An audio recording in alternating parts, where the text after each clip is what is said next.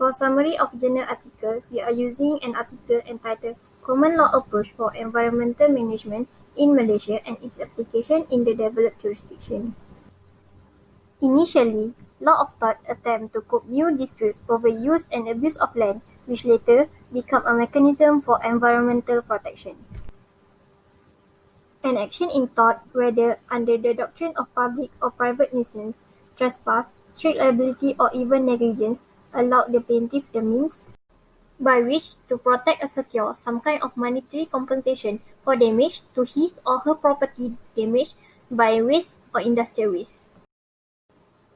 In Malaysia, the Department of Environment (DOE) is responsible for the regulation of the industrial waste.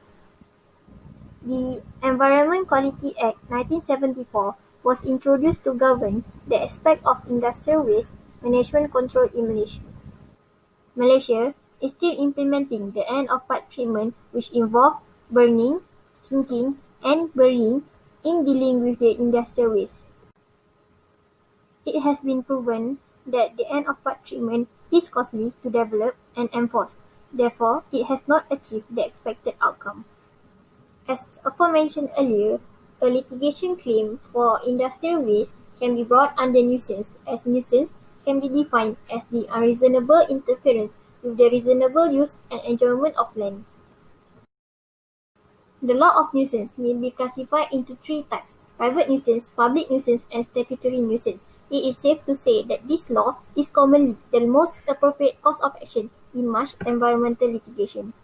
Smoke, smell, and the escape of effluent from places such as factories may amount to nuisance even though they do not necessarily amount to an actionable nuisance.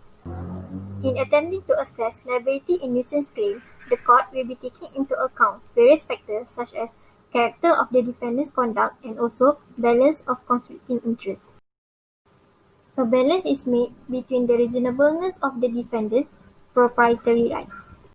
For example, things like the everyday sounds of domestic life, such as normal conversations, cannot amount to a nuisance since both parties will be committing a nuisance.